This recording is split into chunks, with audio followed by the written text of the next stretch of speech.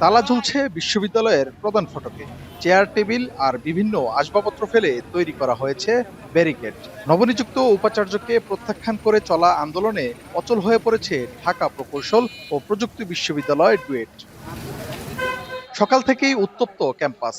মূল ফটকে অবস্থান নিয়ে নতুন উপাচার্যের প্রবেশ ঠেকাতে বিক্ষোভ করেন শিক্ষার্থীরা। দুপুরে সংবাদ সম্মেলনে নবনিযুক্ত উপাচার্যের নিয়োগ বাতিল, অভ্যন্তরীণ শিক্ষক থেকে গ্রহণযোগ্য ভিসি নিয়োগ এবং সংঘর্ষে জড়িতদের স্থায়ী বহিষ্কারের দাবি তুলে ধরেন আন্দোলনকারীরা। রাষ্ট্রের প্রধানমন্ত্রীর কাছে আমাদের দাবি, আপনার রাষ্ট্রের নাগরিক ও ডুয়েটের শিক্ষার্থী হিসাবে আমাদের দাবি থাকবে, আমাদের যৌক্তিক দাবিটি মেনে নিয়ে আমাদেরকে বাধিত করবেন।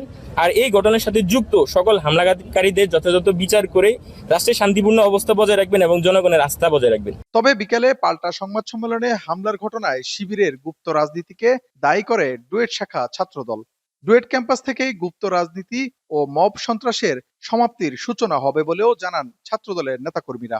অন্যান্য ক্যাম্পাসে এই শিবির যে মব ভায়োলেন্স, মব কালচার এবং মব সন্ত্রাসে লিপ্ত হয়েছে, আমরা অচিরেই এই মব ভায়োলেন্স, মব কালচার এবং মব সন্ত্রাসের সমাপ্তি দেখতে পাবো।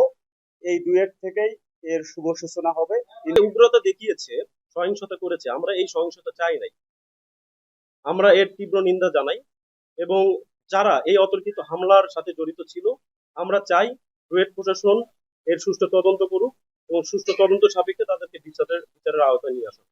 এদিকে শিক্ষার্থীদের যৌক্তিক ও শান্তিপূর্ণ আন্দোলনে বহিরাগতদের হামলার ঘটনায় নিন্দা জানিয়েছে ডুয়েট শিক্ষক সমিতি।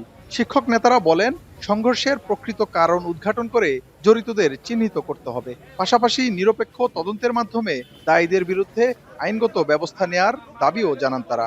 শিক্ষার্থীদের যৌক্তিক দাবি উপস্থাপন ও শান্তিপূর্ণ আন্দোলনের অধিকার যেমন সংবিধান সম্মত, তেমনি যে কোনো ধরনের সহিংসতা, হামলা, ভীতি প্রদর্শন এবং বহিরাগত হস্তক্ষেপকে শিক্ষক সমিতি তীব্র নিন্দা জানাচ্ছে।